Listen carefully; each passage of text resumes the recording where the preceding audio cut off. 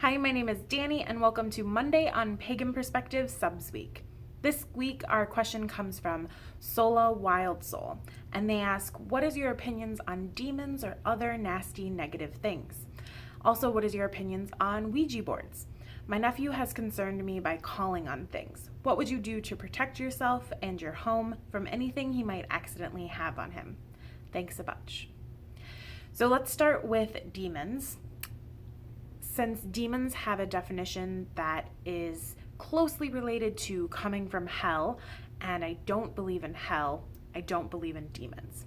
That doesn't mean I don't believe in other negative entities or things that are on the spectrum of kind of evil or darker. I do. I just see that spirits, guides, other creatures fall on the same spectrums that humans do. So some of them are awesome and some of them are trash.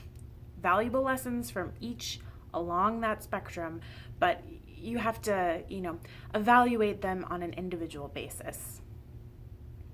I also want to recommend that when dealing with the concept of calling on negative beings or demons, whatever you prefer to call them, I think we need to come from a place of understanding and healthy habits, not out of a fear-based reaction. Protection is important, but I see it more as practices that are just good for good health, spiritual or otherwise.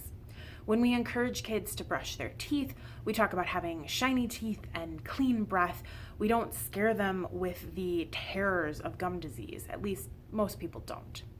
So for protection on the spiritual level, I would recommend teaching or practicing together exercises like the light body exercise.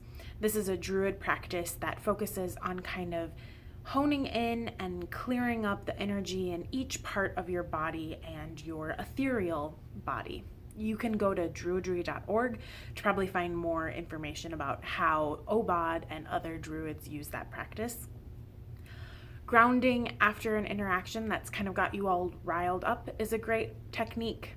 And if you want to put protection around your house, cleansing the house on a regular basis, I do it every New Year's with burning juniper and sprinkling water and a kind of toast to Bridget. Is an awesome thing to do. You can even take that protection of walking the boundaries of your home and consecrating and blessing it and calling on positive energy and protective ideas. You can also tie that in with certain keywords if you want. So something that's pretty common that I use is that those who enter with the word of welcome are free to come in. Those who are not are exempt, or whatever phrasing works for you. I kind of tune it into when a guest comes to my home, I say welcome, and that kind of opens the boundary.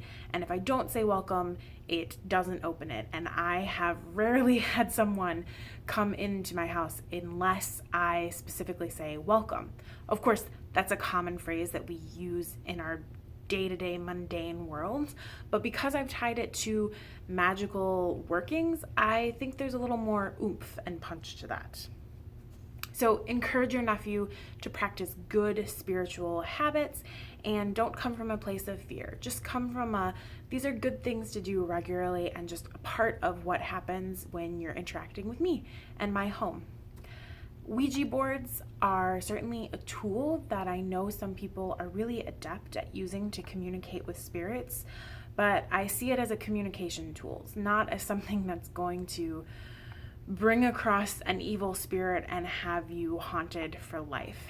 And I know that there will be some pagans who have had experiences very different from my own that will, say it can be used on a much darker level, but I have no experience with that. And I really think there is this kind of Hollywood version of a Ouija board and demons, and it's a lot of fun to watch Supernatural and Charmed, but I haven't had that many experiences that fall into that realm of exceptionally clear-cut evil and exceptionally clear-cut on crossing boundaries that you didn't want to have crossed. If your will is to communicate safely, then be that magical and strong-willed person that makes it so. In the comments below, I would love to hear if anyone else has some healthy spiritual habits that might help this family with protecting themselves and just living a more spiritually connected life. So let us know in the comments. And as always, may you find peace in the sacred grove.